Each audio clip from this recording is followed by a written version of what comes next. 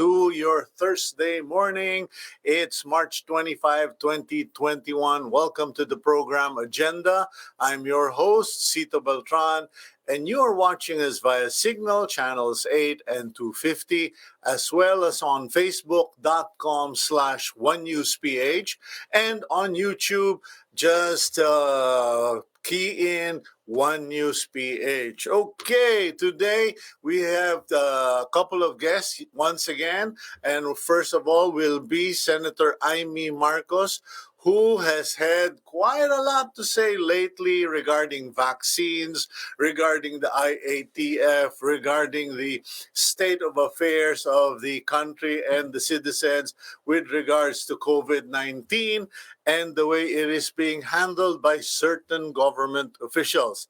That will be followed with our interview with former Ambassador Benedicto Yujuico. I believe he's a former ambassador. He is the president of the Philippine Chamber of Commerce, and he has been on the program before. Very enlightening interview we've had with him, and we will find out now regarding the position of the PCC, Philippine Chamber of Commerce, regarding the vaccines, etc., etc. In the meantime, let us first go to the front page of the Philippine Star. The Archdiocese of Manila denied that the Catholic Church is defying the order of the Interagency Task Force to prohibit mass gatherings. This, as the IATF is set to meet today on whether they would allow 10% capacity in churches during the 2-week bubble. Meanwhile, Okta Research has monitored that COVID-19 cases outside the NCR Plus bubble are also rising, particularly Batangas and Pampanga. And the Interior Department has issued show-cause orders to the 5 mayors who jumped the vaccine priority line. Okay, those are the major stories on the front page of the Philippine Star. And we would just like to once again remind all of you, if you have not subscribed to PLDT Fiber Internet, please consider it or act on it. Marami akong kaibigan, parang vaccine. Nagtatanong pa, nag-iisip pa, pero yung kanilang negosyo, yung kanilang mga Zoom meetings, yung kanilang mga conferences, sumasabit kasi yung kanilang internet at the moment ay mahina. Kami po, here in Batangas, we have had a very good quality of transmission internet service, and I've also had the same back in Pasig in Capitolio. I'm now in Lipa City, and dito po, as the Okta Research Group pointed out, medyo mataas po. Marami-rami rin pong kaso at naghihigpit na. Naghihigpit na sa mga tindahan, sa mga grocery, etc., etc. At least noteworthy is that people are not panicking. They are not walang yung bang panic buying. Okay? And before we go to our interviews, good morning Congressman JJ Suarez. Yung bata mong si Mark Victoria, paparine na raw po. Okay. Let's go to our first interview. Senator and chairperson of the Senate Committee on Economic Affairs, member of the Senate Committee on Health and Demography, also former governor of Ilocos Norte. Let's bring in Senator Imee Marcos. Good morning, Madam Senator. Good morning, Cito. How is it going? I'm here in Ilocos. I fled the NCR Plus or NCR Plus Plus Bubble GCQ, NCR Super Pro Max, ewan ko ba? I have. Well, it seems we all belong to the group who fled. Anyway, in any case, devout cowards from COVID. At talagang nakakatakot. Okay, well, Madam Senator, just to start, get the ball rolling, I really don't know where to start. Should I start with COVID-19, you with the vaccines, or with the IATF? First, I recall last week, early last week, you made the statement na parang, ano ba itong IATF na ito? Dapat ito, you can please correct me if I'm wrong, ha? Parang you were suggesting dapat i-overhaul, revamp, or palitan na. That's right. That's absolutely correct. Ang tagal ko na sinasabi, overhaul na natin the IATF because clearly the issue at hand is a health issue. And if it's a health issue, huwag na tayong nagmamarunong at nagdudunong-dunungan. Palibasa na Google WebMD na tayo. Hindi naman pwedeng ganon. So I said, let's have a science-led, medicine-driven campaign and establish policy with a core group of doctors, health and public health experts, immunologists, so that we get a grip on this because we've been at this for a year. Everyone's nakapreso sa bahay ng isang taon. Yung mga anak natin walang natututunan kundi yung sinasabi lang natin na laro. Yung mga tatay at nanay na wala na ng trabaho, wala nang kinikita. Mabigat to in economic affairs. You know, the committee's been really mothballed more or less because of all the complaints. Hindi na kami nagmi-meeting. Wala na mapag-usapan kundi joblessness. So I was recommending that we should have such a core group, bring on the local government officials kasi sa kanila pala i-delegate lahat ng implementation bring them on board as part of the IATF. And also bring in the private corporations because at the end of the day, they are the ones going to pay pala. We don't have money pala to import all these vaccines. So let's bring in all these relevant people and then let's have everyone volunteer because our health workers are at their wits' end. Why don't we have the health workers also talking? What do they need? What support? In the beginning, we had no PPEs. Now we simply have no hospitals. So this is what we need to start working on. And if it's square one be it after this horrible, horrible year. Okay, well, that's a good point. If it's necessary to go back to square one, at least let's go back to square one, starting right. Now, in fairness to the IATF, in fairness to certain government officials, they have reacted to your statement saying that meron naman kami sitong maraming tinatanong ng mga doktor, hindi lang puro general. At marami rin kaming na-achieve, marami ring nagawa. What's your reaction to that? Well, I think that's true. That's true. As you know, I'm a solid admin. I'm a solid administration senator. Hindi naman ako position. I'm not running for any office until 2025. I think I still have a job. So there's no politicking involved. Ang akin na lang is friendly criticism. Let's get on with this because people are suffering in a major way.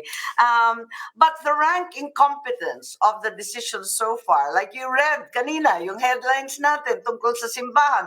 Sabi ng DOH, there's no such ruling na bawal yung magsimba. On the other hand, sabi nagkasundo na daw. Tapos sabi naman ng mga bishop, sana kinonsulta man lang kami dun sa 10% namin o maglalagay kami ng loudspeaker. Ano ba talaga? Ano ba talaga? So parang ang gulo because right now, as we know, the ATF is really representing every single department, di ba? So parang mini cabinet lang siya. Para sa akin, hiwalay yun na yun kasi may trabaho sila They're running departments. They're running gigantic bureaucracies. It's really important that we have a dedicated crew that's once again based on doctors, on science, and then implemented by local government officials who know what's going on the ground, and then involving also the private sector and the health workers because the health workers are at their wits' end. They're calling for medics. They're calling from military and police-trained volunteers. We have OFWs from the health sector overseas who are now stuck at home. Why don't we bring them on board? Lahat na yan. Pwede natin magtulong-tulungan at i-buddy system sa LGUs natin. Okay, Senator, I was quite surprised when I read many senators had supported this proposal, the revamp or replacement of the IATF composition. And How did that happen? Meron bang nag-push, may nag-lobby ba sa Senado, or is this a consensus, common sentiment of the senators na they're fed up with the way things are being run? Yes, I think so. I think that's what occurred. In fairness to the senators, we've been conducting vaccination hearings. Wala na kaming ginawa, di ba? Kasi sunod-sunod yan eh. Since September, we've been hearing yung Bayanihan. Yung Bayanihan 1 came out in August. Pagkatapos nun, Bayanihan 2. Pagkatapos nun, may vaccination law that came out in February of 26. Then we have the budget, which was ongoing all through September to December. So, wala na kaming ginawa kundi magka-vaccination hearing. Parang 24/7 na yan for how many months. And alam naman ninyo, we called for the resignation of Secretary Duque. I felt really bad about it because it comes from Region 1 and Northern Luzon. But at the end of the day, you do what you have to do. But I think the last straw was the latest administrative order. They claimed it was a draft, but draft or no draft, it cut out great swathes of the economy from importing vaccines. Nagmamagandang loob na, i-donate na 50% to the government, 50% for their employees, but they banned like huge industries, sugar, anything with sugar, with soft drinks, anything with alcohol, anything with breast supplement products, all the milk industries, and then of course tobacco. Ilan yan? Ilan kina-cut out niyan? Million yan. That's San Miguel, Nestle, Magnolia. How many people are cutting out? Alaska. You're taking out all the Andrew Tan companies. You're taking out all the Lucia Tan companies. Yan yung mga nagdo-donate. Saan tayo kukuha niyan kung ibabawal yan? Then of course, the prohibitions on the different federations from the Chinese Filipino community started coming out. Apat na yun, the Federation of Filipino-Chinese Chambers, the Filipino Federation of Industry and Commerce, and so they were all getting rejected because it was said that perhaps kikita daw sila. Baka ibenta raw ng mga Chinoy at pagkakitaan. Hindi naman yun ang solusyon eh. Hayaan mo mag-import yan, tutukan mo ng mga safeguards. So I think everyone just said, hey, tigilan na tong kalokohan na to. Okay, well, pursuing what you just said, it occurred to me yesterday as I came home that the senators should call an investigation. Ewan ko kung may en-bank kayo, no? The Senate as a whole to investigate all the activity of the DOH and the IATF, go through them one by one, kahit abutin na kayo ng 3 buwan, para magkaalaman so that we can find out what action, how were this done. Kasi ang question po, Madam Senator, is saan nanggagaling itong mga ideas? Like this draft resolution that you mentioned. Some people are saying it's mythical. I know that there is a group inside DOH that is actively against all of the companies you mentioned. Their purpose on the surface is correct. They are against tobacco, alcohol. They want to promote breastfeeding. Pero sabi ko, I may be an advocate, but that's crossing the line. You don't ban these people from bringing good to their employees. Are you going to call for a thorough investigation of these individuals or find out who's responsible for this draft? Yes, well, I have to say, I'm not a media practitioner, but like you, I can't divulge sources. Let me simply say it's semi-official because many people in the cabinet, as well as their staff, as well as their researchers, objected violently to the suggestion that all these industries, hindi kumpanya to hindi negosyante, industriya na banned. Dapat hindi naman ganon. So they provided us a copy. Ang point ko, draft or no draft, it looked like a fairly conclusive and written document and ready for the signature of the president. And that's a real concern. There have been accusations on one hand that the FDA takes too long, as well as the DOH, because they're in the clutches of big pharma.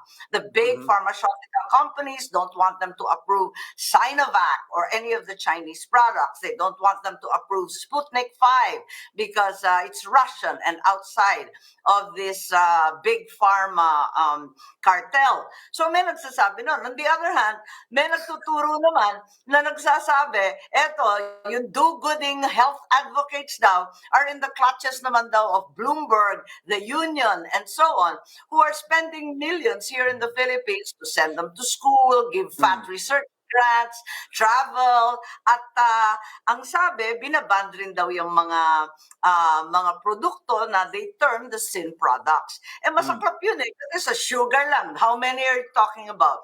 There are 3.4 million sugar farmers, workers, millers.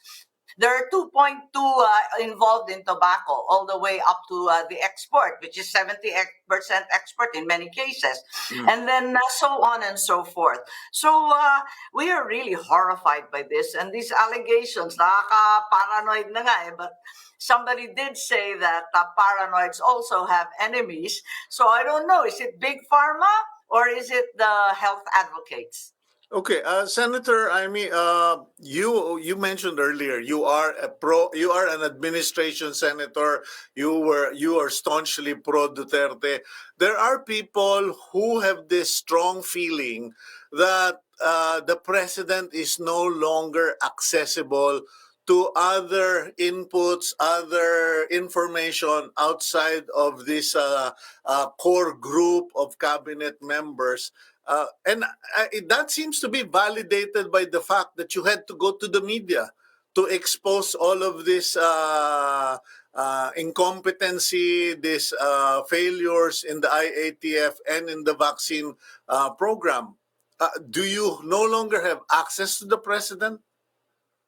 Well, it's becoming harder and harder to see him. Obviously, there's a concern because of COVID-19. He's clearly a senior citizen like the rest of us. And he clearly prefers to live in Davao, and the travel restrictions have been onerous. So his birthday is coming up. Let's see what happens. But I've had to send word, and we've all tried to send word. We've sent all sorts of letters, for example, with Senator Villar about the agricultural shortages, because we're so deeply concerned about these threats to our food supply in the middle of all these pandemic havoc. We also have shortages in food, inflation, and so on. So we tried our very best to send it to him privately, and sometimes you get a response and there's action taken. But like you said earlier, the ability to consult and to brainstorm becomes less and less. The pandemic, I'm certain, has a lot to do with it. Okay, now what's the plan of the Senate, or you as a senator? What are your plans to improve the situation? Because you making a suggestion through the media that we overhaul the IATF is one thing. Whether or not that happens is another thing. Because people are angry. I have to be honest about it. Everywhere I go, people are mad already. I mean, just last night I was in my Bible study group, and someone stated, if they keep using fear as a way of for leadership, there will come a time when we stop being afraid and we are going to get angry. And I was like taken aback. It's like, whoa, iba na to. Pastor na itong nagsasabi na ito. And this concerns me. At every level, Filipinos are fighting with each other, arguing about policies, about application of policies. Pero sila, relax lang sila sa opisina nila. Nakaka-nervous nga yun eh. I think the pastor that you talk about is not the only one who's angry and frustrated. To a great extent, you and I are very, very lucky. We're very comfortable in Lipa. I'm very comfortable in Lawag. We have food. We have a nice place to stay. But so many are unemployed. I mean, it's been grossly unfair. And the marginal sectors are really hard put. Inis na inis ako pag sinasabing pasaway eh. I'm really furious when they say, all these people are pasaway kasi hindi sumusunod sa health protocols. Paano ka naman susunod sa health protocols sa depressed area? Sabihin mo sa akin, saan doon yung 6 feet na physical distancing? Isang dosena kayo nagsisiksikan sa isang kwarto. Maawa naman kayo. May poverty na nga of means. May poverty pa of space. I really don't understand. And then there's outrageous things like wag na mag-physical distancing. Higit sa lahat, ang bawal, no PDA, no holding hands. Talaga mag-asawa yan eh. They're living in the same house. Ano bang gusto niyong mangyari? And then that funny thing about the barrier, do you recall? So many things are exasperating and ludicrous. Now, I have to say that it's been really, really tough for so many of my friends, and too many people are dying and getting sick. This is hitting too close to home. Masakit na eh. Masakit na talaga eh. So, my mother's 92 years old, and she's diabetic. We're so scared. And then my brother got hit very early on in Yeah. May. Bongbong nagkasakit, isa sa pinakauna. At naswertehan lang, the hospital was so full, hindi siya na ventilator, which at that point in time was the state-of-the-art treatment. Yung pala, tamang-tama, oxygen lang siya kasi got stuck at home. So these are things that are so awful. Last week, yung apo ko, sabi, he said, Lola, how come like this? I was 3 years old, then the virus came, so I didn't have my dancing party when I was 4 years old. Now I'm 5 years old. I still don't have my dance party. I mean, this seems silly and trivial, but at the end of the day, the children, kawawa naman sila, they're really having a rough time. They need the socialization with their peers. They need to go to school. They need to play and be happy in the sun. Yeah, well, I'll add to that, Madam Senator, just so that a lot of our friends who are senior citizens, particularly those who are 65 years old and above, I'm sure they're also angry. Kasi kahapon, we went to SNR, me and my wife, who is 60 years old, and when we reached the entrance, we were stopped and we were carded. Hiningan kami ng ID to show our age. Parang sabi ko, anak ng ewa naman, ang kinakard yung pumapasok sa disco at sa bar na minor de edad. Hindi kaming... When you were 17 and trying to make puslit. Exactly. And but it brought home a reality. What about our senior citizens 65 and above who cannot who don't have help, who don't have people in their homes, and who insist on in their independence? At tapos sasabihin, bawal po. And then nung tinanong ko, paano nga kung ako lang yung dumating dito at wala akong ibang kasama? Papapasukin naman po namin kayo. Sabi ko, anak ng pating naman ng mundo ito. Ano ba nangyayari sa Pilipinas? Puro talaga. Naaawa rin ako sa mga enforcers kasi hindi na nila alam kung anong ginagawa nila.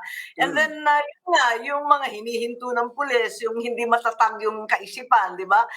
We had these incidents where medyo may kakulangan, di ba? Yung isang nasa border, tapos hininto, inaresto pa. I think this is getting ludicrous. I'm not against these lockdowns, okay? They should be very, very specific, to my mind, perhaps per street, per sitio, per barangay, pwede yan. It should be time-bound and very, very strictly enforced. But they're of no use. We've had 1 year of this. Only useful if it's accompanied by mass testing, by serious contact tracing, and now with vaccination, really aggressive vaccination for anyone who's willing to be vaccinated. Dapat may kasabay yun eh. Kung lockdown ng lockdown, card ng card, tapos aresto ng aresto, wala rin mangyayari niyan eh. Pero ang lumalabas, Senator, and you know me, I'm a neutral person, hindi naman ako lahat naman kaya kong maging kasundo. Pero lumalabas, nauna yung salita kaysa sa gawa, nauna yung bibig kaysa sa daliri. What happens is, noong December, marami sa amin nagtampo kasi sabi ni Presidente, unahin ko yung mahihirap. darating na yung mga bakuna, lahat yung 70% ng pulubi sila ang una.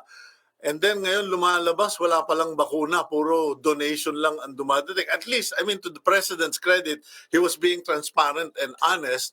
But what do we do now? Our vaccines are not coming until May or June. Well, I don't know. The president said that he's hopeful they'll be coming in March. I really don't know. Hilong-hilo na kami. We approved 10 billion already with the DOH. I don't know where those vaccines are. We borrowed from the ADB, the World Bank, a total of 116 billion plus, plus, plus.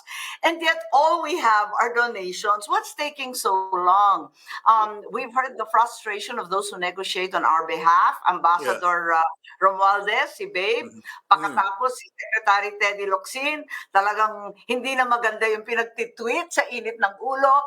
And I understand their frustration because they're doing their level best to get us these vaccines, which are in short supply worldwide, taken. But they're getting allocations for the Philippines. Bakit hindi natin mabili-bili? Hindi ko maintindihan. May pera naman. Hindi naman pwedeng sabihin na walang pera. Okay, let's clarify that point, Senator Marcos, okay? Because the President himself seemed to make an effort during his last telecast na parang it seems that he wanted to clarify where the money is. Was this question or issue raised by the Senate in reference to the possibility that the money has been stolen or may corruption, or is it pertaining specifically to where's the vaccine? Kasi parang yun yung tanong eh. Hinahanap ba ninyo yung pera dahil nagdududa kayo na nawala yung pera, or dahil hinahanap nyo yung bakuna? Well, predictably sa Senado, si Senator Ping Lacson, whose advocacy is really going after the budget and making sure that every peso is spent wisely. Predictably, si Senator Ping talagang tinututukan asan yung pera. At ganun din naman si Senator Risa Ontiveros. Ako, mababaw lang kaligayahan ko. Alam ko na hindi sabihin na natin na nandyan yung pera, buong buo. At sinabi nga ni Secretary Dominguez that in fact, not the entire amount is dedicated to vaccines. Okay. But at the end of the day, asan ba yung bakuna? Yun ang tinatanong ko. Because these amounts have been allocated very early on. As a matter of fact, it's not just a question of the sums, right? Una, may pera ka pambili. Ikalawa, bakit ang tagal-tagal? Kasi nga, even the ambassador from China is really mystified. They were offering the Chinese vaccines in June, since June of last year. Why weren't they allowed to come in? And this is also what our Chinese chambers have been complaining about. Is it the FDA? Is it the DOH? And then the alcohol and tobacco companies, they won't even be given a copy of the famous tripartite agreement. Payag naman sila dun sa tripartite na idadaan sa FDA, inspectionin yung DOH, 50% idodonate. Payag sila sa lahat na yon. Pero they're not being allowed to import. So there's a whole issue of red tape, policy, where's the money? Ang daming tanong eh. Yeah, someone raised that issue to me just the other day. Cito, why is your government or the Food and Drug Administration in the Philippines acting like they're so much better than the health something in UK and in FDA in America? Parang yung ibang bansa nagbigay na nitong mga permiso na ito, dito hinaharang pa rin. And then yung iba sasabihin, hindi kasi Big Pharma, hindi kasi yung Bloomberg. So Yeah. is this power tripping, or are people just scared? Because I mean, I can understand the FDA officials, to be fair with them, they're probably scared like hell na baka mamaya may mangyari, sila naman ang makulong. And it all boils down to laws that the Senate and Congress may have to craft, yung indemnification law, revising the vaccination law, or itong insurance for the FDA. Kasi wala tayong choice. We're pressed against the wall. We need any kind of medicine available. Pati nga yung ivermectin, pinag-aawayan. Right. Di ba? Pinag-aawayan na ngayon. And most people I speak with said, Cito, siguro kailangan talaga yung Senado umupo na, pag-usapan na talaga at himayin na lahat itong mga tanong na ito and address it with laws because the bureaucracy is fueled and operates on laws. Yes, that's correct. Actually, we've been sitting as a committee of the whole for a long time. Nakailang buwan rin kami na committee of the whole. And then yung budget, like I said, wala nang tigil to. At saka nag-hearing kami. Palibasa nga hindi pumapasok sa Senate. There's no excuse. We just have virtual sessions all the time. And it goes on and on, like you said, for hours on end. And as a matter of fact, the Philippines is one of the first to pass a vaccination law. And we passed it in February 26. And as mentioned by the president, there's no blanket immunity, but there's a very clear indemnification clause for all side effects and other ill effects that derive from the administration and usage of the vaccine, provided it's not because of willful misconduct or gross neglect. So andun. Pero yung blanket immunity, tama naman si Presidente, talaga hindi pwede yun. Nobody can be deprived of the right to sue. Pero nakalimit. And then we allocated a hefty sum, 500 million pesos at this time of COVID is a heck of a lot of money. So we did that, and we will continue to do that. The problem really is that in the end, the enforcement or the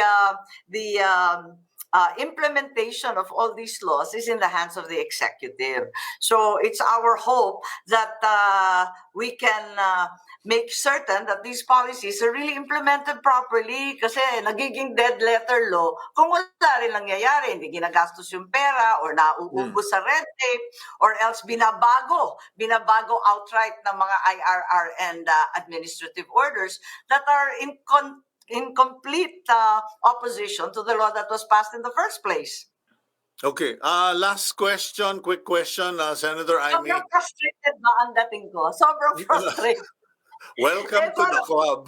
Alam niyo, ang problema, galing kasi ako sa pagiging governor. Pag local government official ka, kahit big fish ka in a little bowl, kung anong sabihin mo, kaya mong panindigan, kaya mong i-implement at sundin. Diyan pala sa Senado, daldal ka ng daldal, pasa ka ng pasa, you keep studying, keep debating, you keep doing. But in the end, in the implementation, taas kamay ka, no? You just watch and, pray.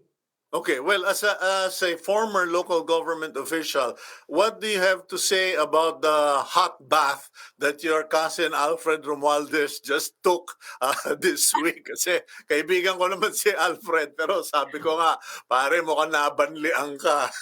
What do you have to say?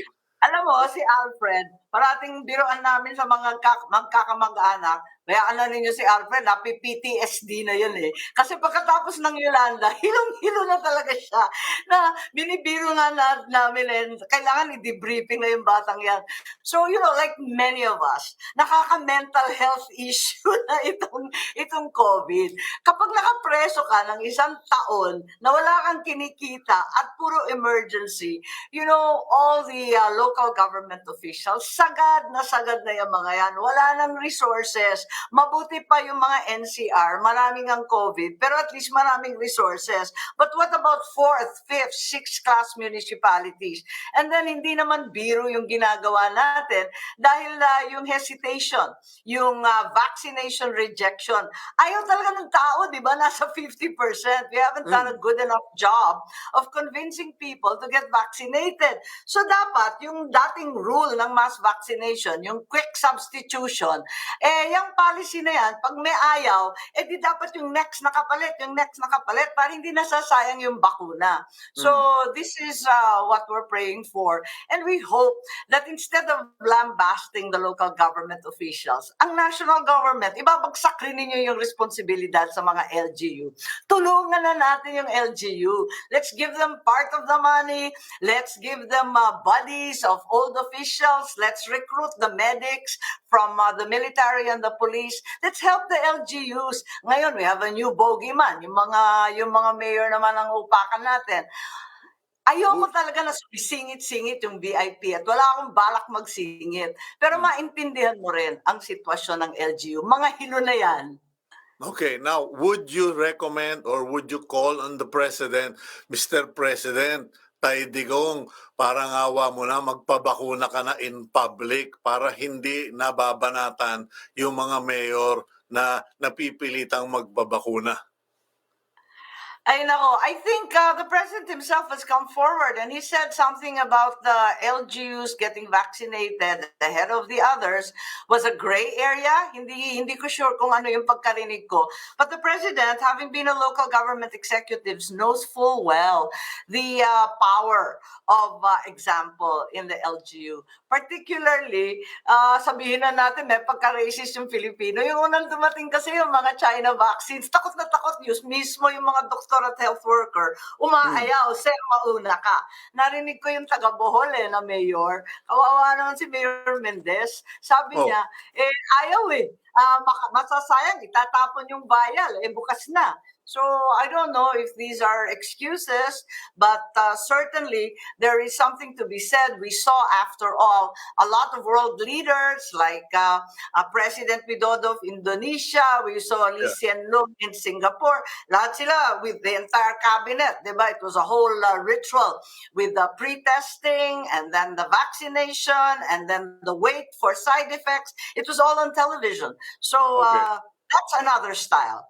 Okay, well, I have to end it here, Senator Imee Marcos. But thank you very much for accepting our invitation and for sharing our grief and our displeasure.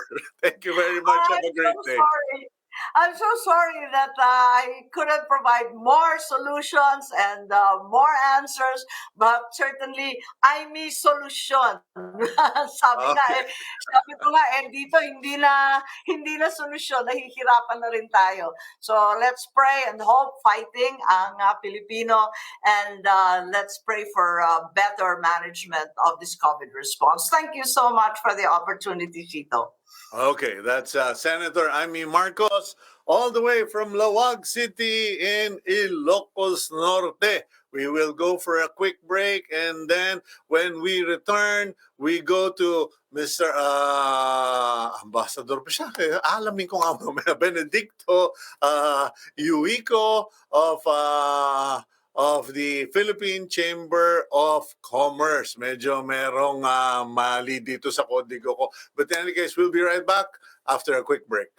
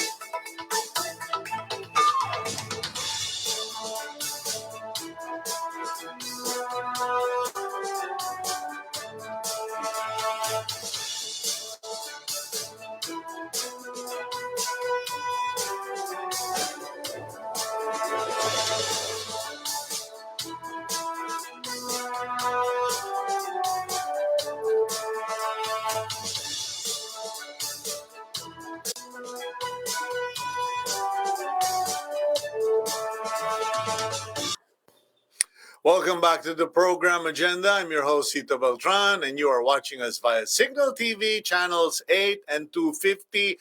Please subscribe to Signal, and kung yung mga kaibigan nyo sa probinsya, lalo na ay wala pang signal, invite them to subscribe because you will never run out of great programs here on Signal TV. And don't forget, PLDT Fiber Unlimited dahil internet, dahil yan po ang swak na swak. That is what we use on agenda.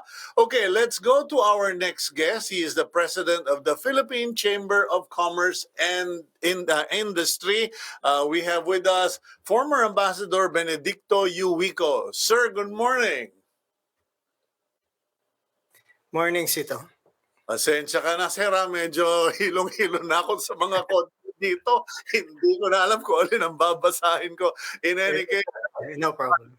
Ambassador, it's good to have you back on the program. And could you just be kind enough to give us an update on what the situation is for your members and their companies and their industries relative to the impact of COVID-19 and what's happening in terms of vaccines and vaccination? Well, Cito, as you know, last Friday, I issued a statement as president of PCCI calling for the president to allow the private sector to directly import vaccines with the minimum requirements but compliant with existing laws and regulations. And apparently, this started a firestorm. There are widespread support for this position. And now we're in a situation where I think the government is evaluating the various alternatives that are possible because we do have a common problem, and the common problem is we don't have sufficient vaccines. Mm-hmm. We all realize, we in the business sector, we actually prepared a roadmap to recovery even as early as April of 2020.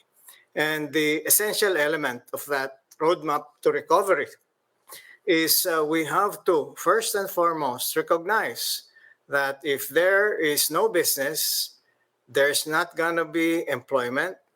No employment means no salary. No salary means no money. And no money means nothing to buy food, medicine, and so on and so forth.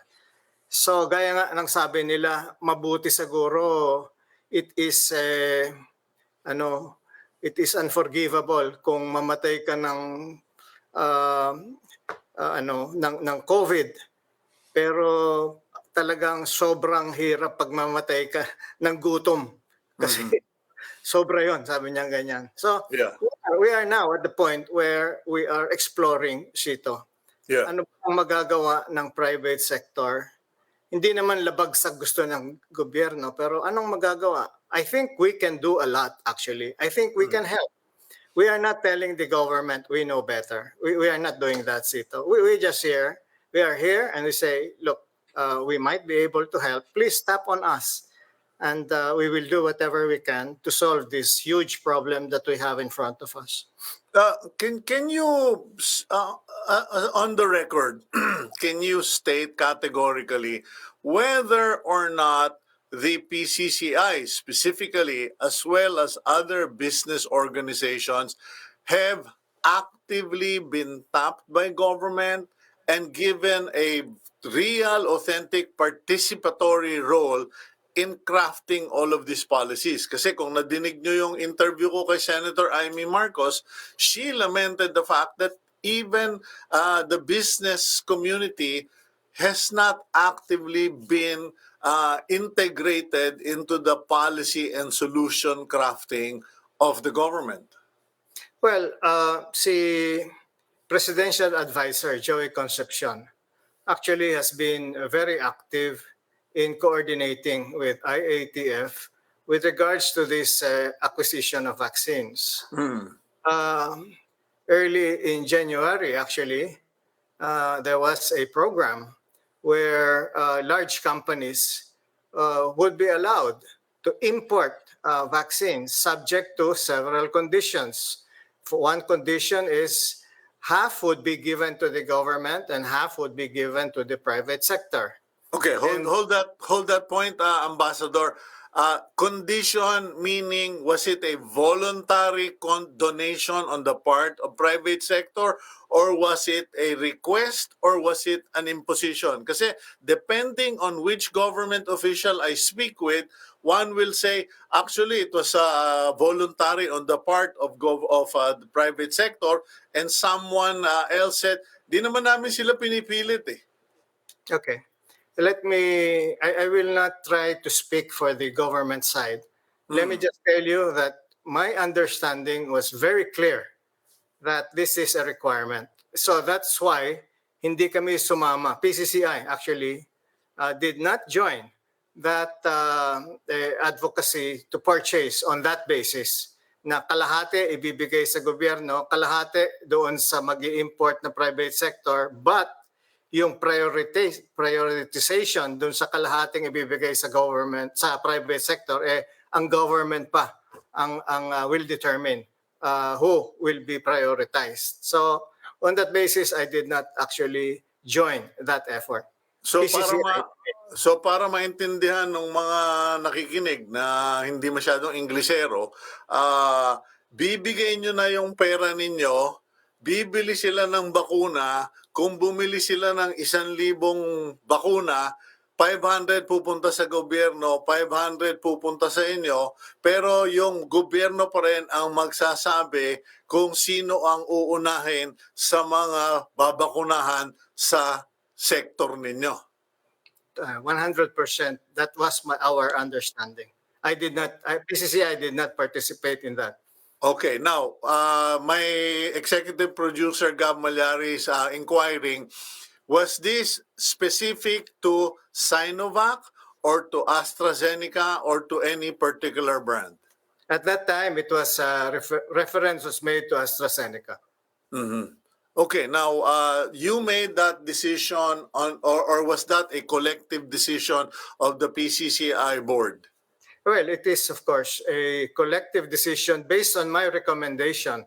Also, we, of course, we have regional governors, area vice president, local chamber president, and they said most of our memberships are MSME, maliliit na negosyo. Although we count as part of our membership the huge conglomerates, pero 95% are small businesses.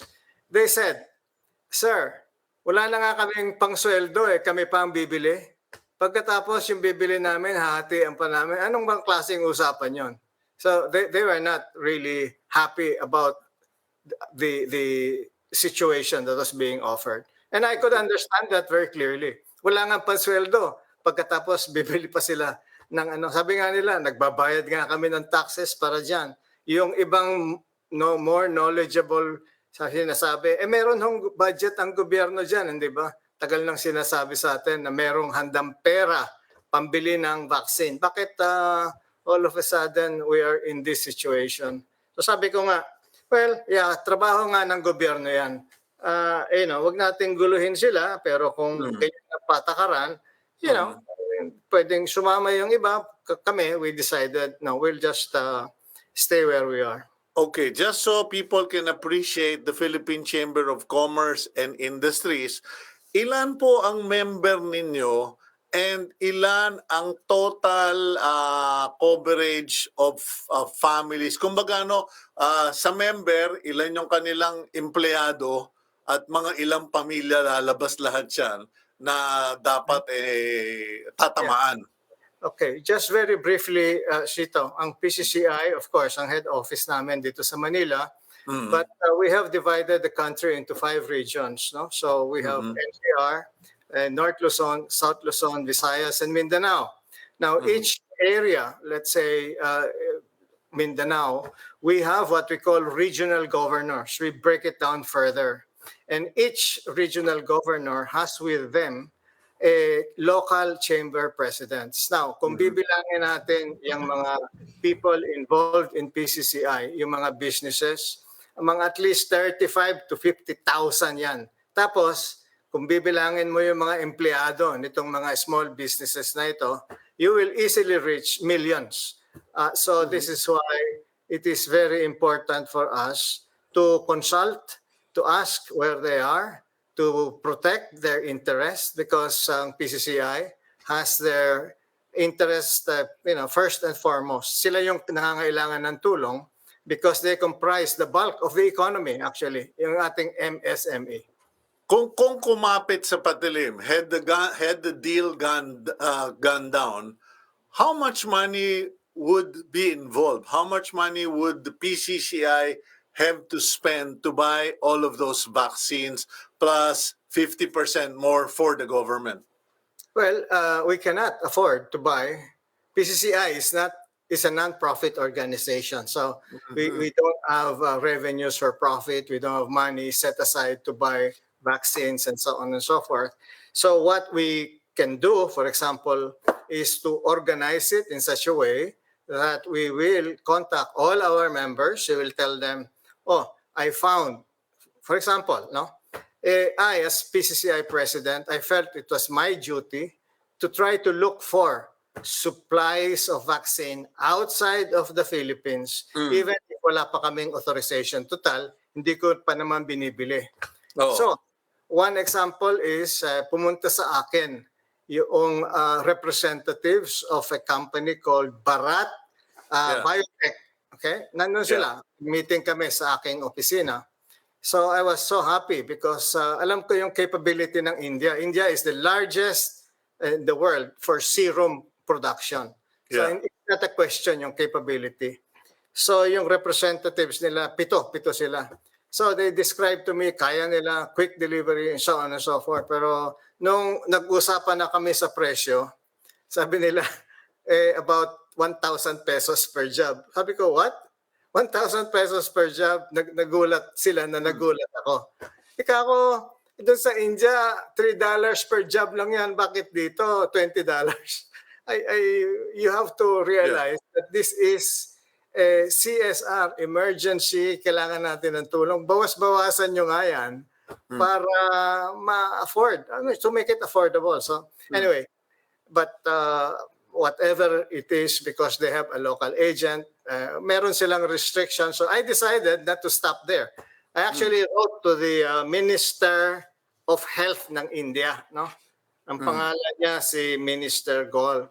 Sabi ko, Minister, I'm very familiar with India because as you know, naging presidente ako ng Confederation of 28 countries, Chambers of Commerce, and India was very supportive sa akin. Can you please direct us to where we can, if we can, directly purchase vaccines for the Philippines?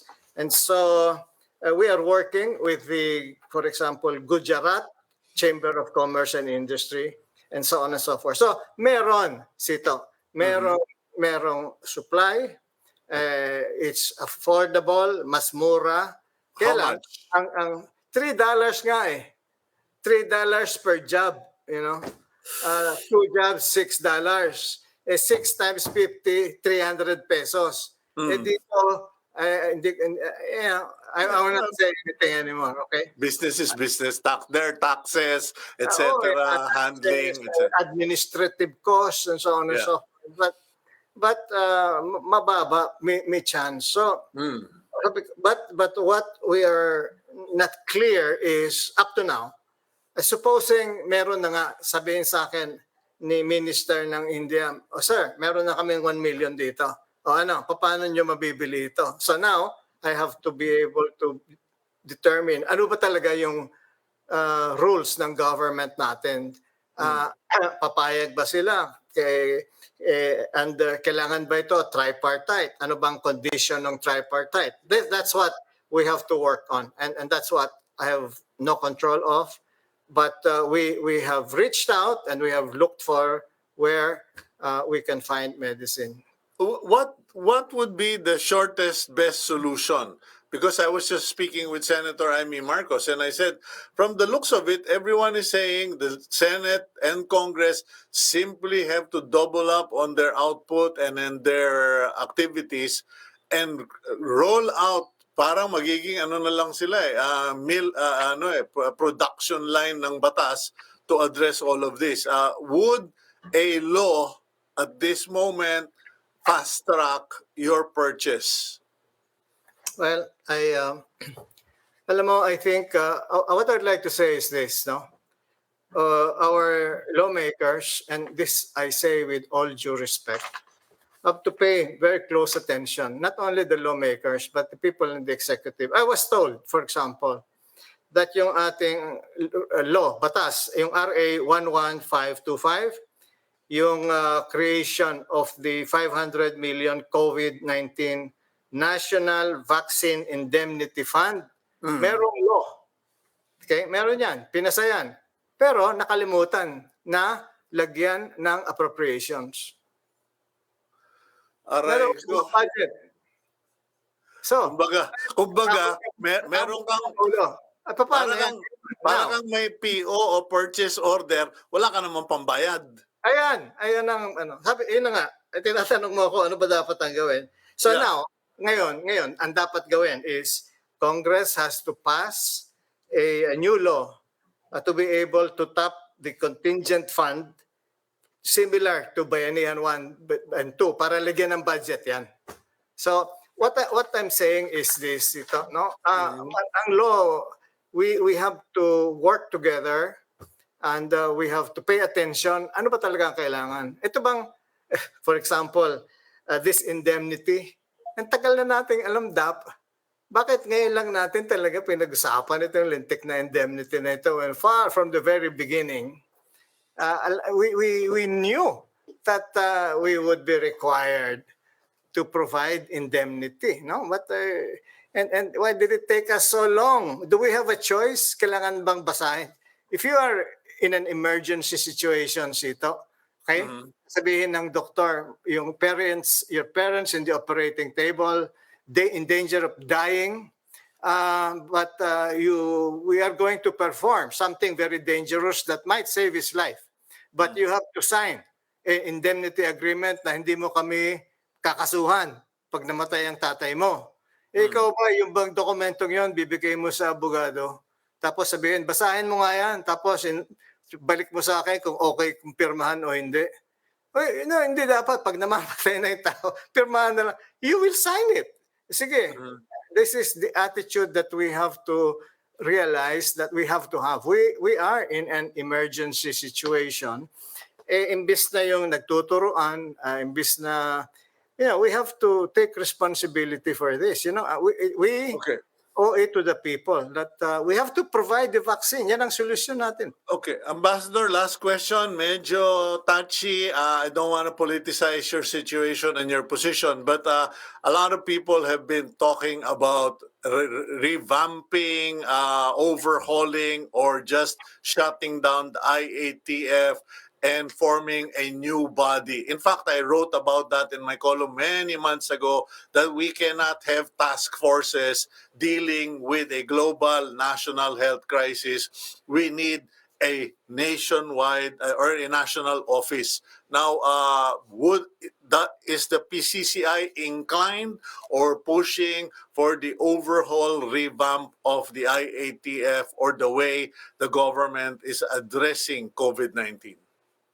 Nasito, I will answer that by telling you that PCCI has always been invited by IATF, but as an observer. Okay? As an observer.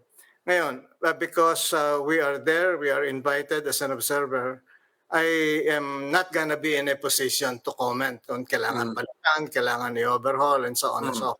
It's a difficult question. Sorry, Okay. I can't answer. But as observers, assuming you were observing, listening, and you saw something that could be done better or should not be done at all, do you have the ability or the facility to call this to the attention of the IATF, and are they responsive? Well, I'll just give you an example. Last September, meron kaming nakitang opportunity for internet connectivity. So gumawa kami by satellite. Gumawa kami ng executive order. I gave it to President Duterte. And last 2 weeks ago, pinirmahan niya. So nakikinig naman eh. Of course, medyo matagal. So citing that particular example, I can tell you, the government is listening. But I guess we have to be more persuasive because things could have been done better. I guess. Okay. Well, I think that's a very good point that you raised, because at least it balances things out and makes people realize or get a better picture. Kasi yun din po ang problema, dahil hindi nakikita ng marami sa amin, karamihan haka-haka na lang. But at least you pointing out that you are observers and that your inputs are acted upon, well, that is very reassuring. Thank you very much, Ambassador. Okay, thank you, Sito. Bye-bye. Okay. Yan po si Ambassador Yujuico na presidente ng Philippine Chamber of Commerce and Industry. I am Cito Beltran thanking you for joining us today. Please take care of yourselves. Stay home if you can. Mag-ayos na lang tayo ng bahay. Maglinis. Stay healthy. Stay strong. And please remain prayerful and grateful. God bless all of you.